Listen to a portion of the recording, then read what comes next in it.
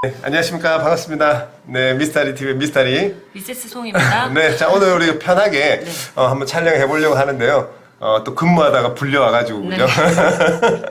그래서 우리 예전 초창기 영상을 보면은, 네.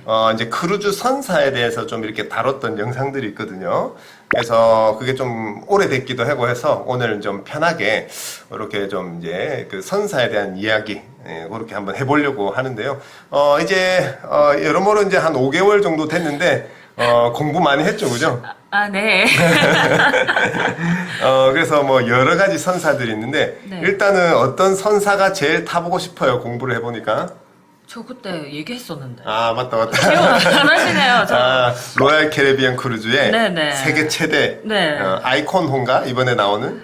스타고였던 것 같은데 25만 톤짜리였어요. 네, 아이콘 오브 머시기 하는 거 아니에요? 그런가요? 정확한 플레이는 모르겠네요, 제가. 네네네. 그래서 확실히 초심자들은 큰 배에 대한 좀 로망이 있는 그런 게 좀 있고, 그죠? 네. 그 다음에 일단은 그 뭐지? 뒤로 좀.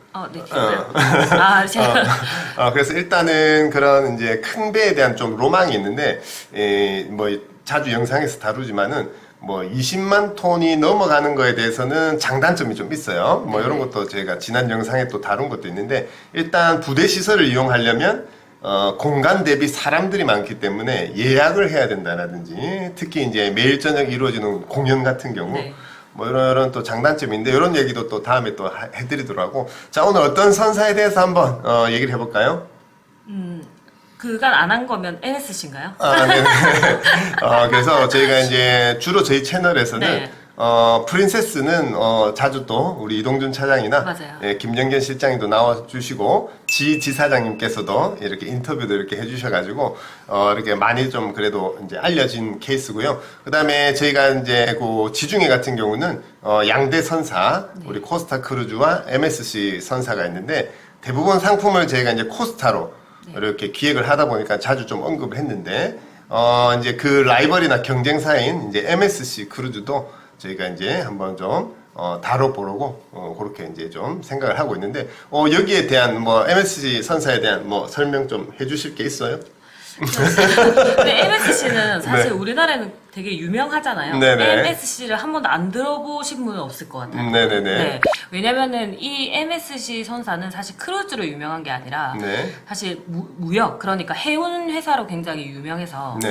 일단 많은 분들이 알고 계실 거라고 생각을 하는데, 사실 MSC가 크루즈 사업에 뛰어든 거는 그렇게 오래되진 않았거든요. 네네네. 1988년에 이제 한 척을 인수하면서 네. 시작을 하게 된 게 이제 지금까지 이어져 왔는데, 아무래도 해운 회사, 그러니까 세계적인 1인 해운 회사답게, 컨테이너 선답게, 선박 네. 회사답게 그 크루즈 88년부터 지금까지 쭉 이렇게 성장해온 게 엄청난 속도로 성장을 했더라고요. 보니까 네네. 지금 보유하고 있는 크루즈선이 총 22척. 네. 그리고 25년, 26년, 27년에 각 한 척씩 또 새로 취항을 앞두고 있고. 네. 그러면은 총 25척인 거죠. 네네네. 그래서 이제 크루즈를 가장 많이 보유하고 있는 크루즈 선사로 또 이제 유명세를 날리고 있고. 네.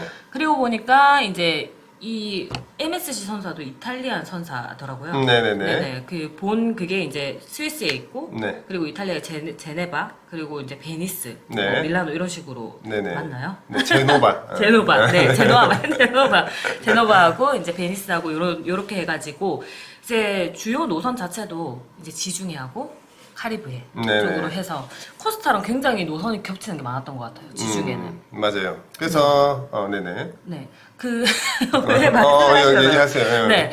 뭐 아무래도 그런 이제 지중해랑 같이 겹치는 노선이 많다 보니까 손님분들도 이제 MSC 크루즈에 대해서 문의를 주시는 분들도 많고, 왜 우리는 MSC 크루즈를 탑승한 이제 상품이 없는지에 대해서 이제 설명을 해주시는 분들도 문의를 주시는 분들도 많고, 아무래도 코스타보다는 MSC가 선박이 조금 최신이지 않느냐라고 문의를 주시는 분들도 많으시더라고요. 네네네. 그래서 제가 좀 공부를 했는데 비슷한 것 같아요. 어차피 코스타도 서부 지중해 가는 거는 맞아요. 21년 취향인 어차피 18만 톤 정도 되는 거고, 네. 이제 MSC에서 주로 이제 유럽 노선을 도는 이제 월드 유로파라든지 판타지아는 좀 작고, 월드 유로파 같은 경우에도 한 22만 톤 정도의 연식은 좀 비슷한 것 같더라고요. 네네네. 그래서 크게 차이는 없으니까 크게 오해는 안 하셨으면 좋겠어요. 그죠. 네네. 네네. 네. 그래서 이게 스위스, 예, 이제 제가 알기로도 그 옛날에 한 200~300년 전부터 이제 해운업을, 네, 예, 맞아요. 아마 메디테라니움, 뭐, 세일링, 뭐더라, 뭐 해서 이제, 어쨌든 지중해, 지중해, 이제 어쨌든 네. 해운 회사 말 그대로 그걸 줄여서 MSC라고 하는데 어쨌든 이제 우리가 이제 그 나폴리나 이제 소렌토를 왔다 갔다 하는 전기선에서 시작을 했고요. 그런 식으로 해서 이제 해운업의 강자로서 덴마크에 있는 기업과 더불어서 전 세계 한 2위 해운업을 이렇게 운용하는 이제 사기업이라고 이렇게 알려져 있죠.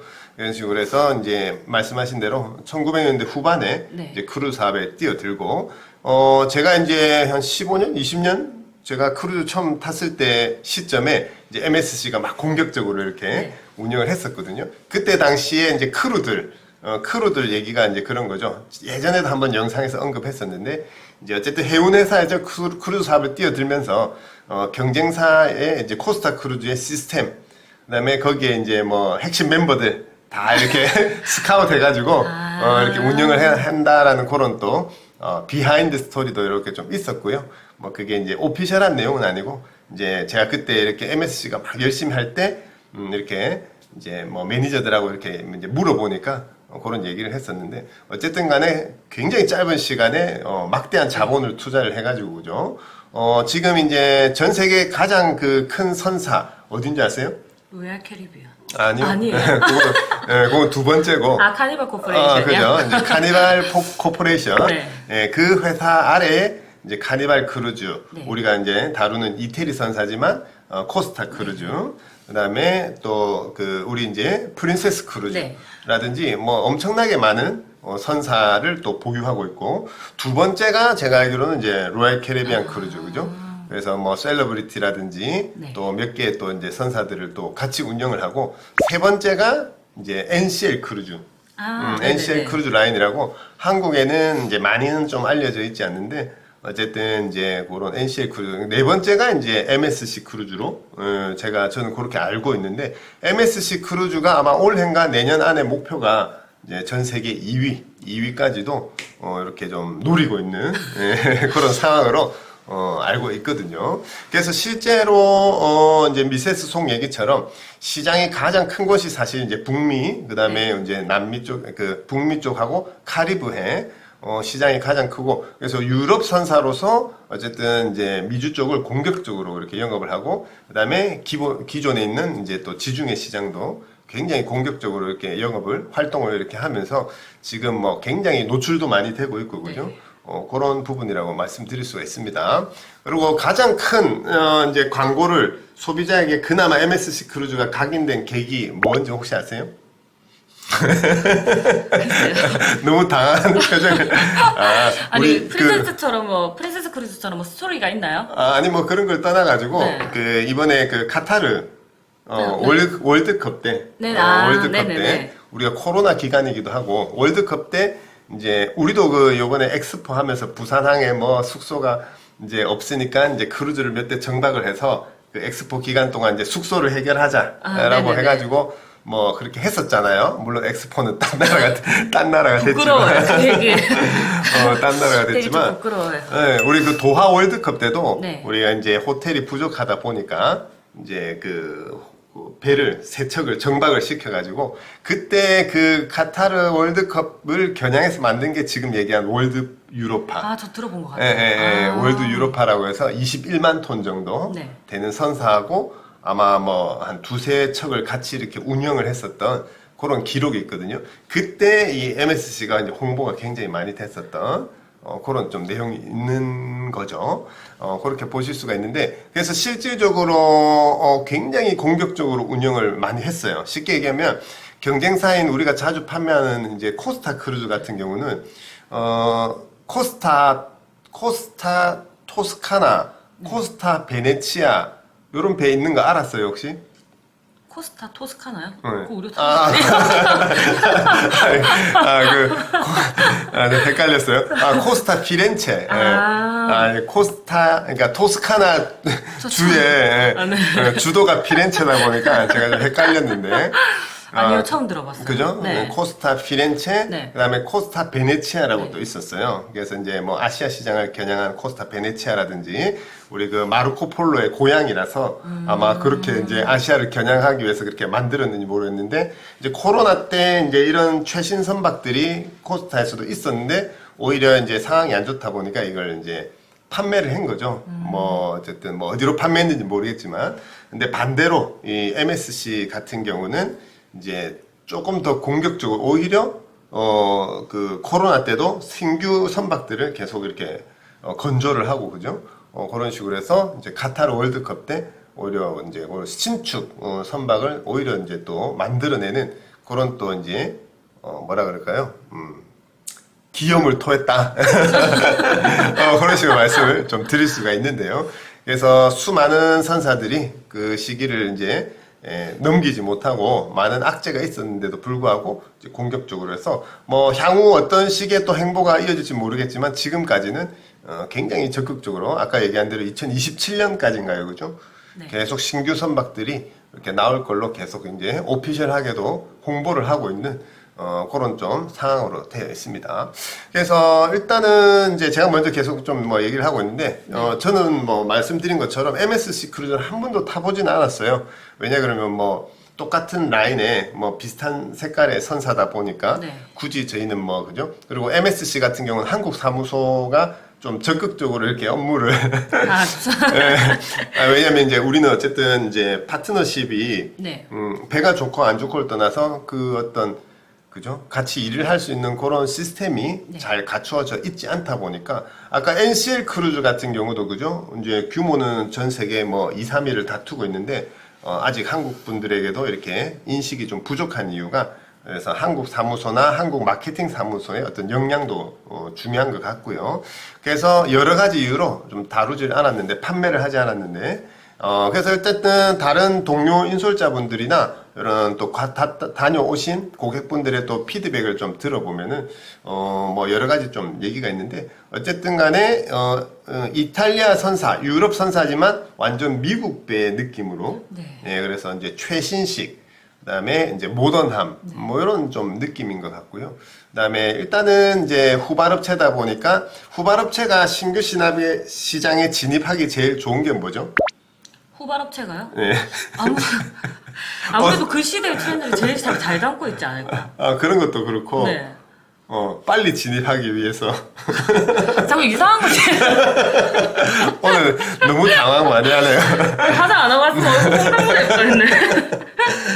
그래서 네. 어쨌든 모든 업종의 가격 경쟁이잖아요. 그렇죠. 네네. 그래서 제일 중요한 거. 네네. 그래서 최신식 배를 이제 좀 저렴하게 네. 기존에 뭐 그렇다고 뭐 저가형 뭐 싸구려형 이게 아니라 기존 시장에 비해서 뭐 약간 저렴하게 혹은 음료 패키지나 인터넷 패키지 등등 해서 그런 프로모션으로 그렇게 좀 적극적으로 활용을 해서 최단 시간에 이제 시장에 진입을 하지 않았나. 근데 이제 뭐 서비스적인 어떤 내용에 대한 후기들은 어차피 이제 캐주얼급이다 보니까 뭐 그렇게 또 좋지 않은 평가들도 뭐 없지 않아 있는데 그건 늘 얘기하는 것처럼 우리가 얼마나 알고 준비를 하고 그 크루즈를 타느냐에 네. 따라서 그죠? 뭐 저희가 주로 판매하는 이제 코스타 크루즈도 그렇잖아요.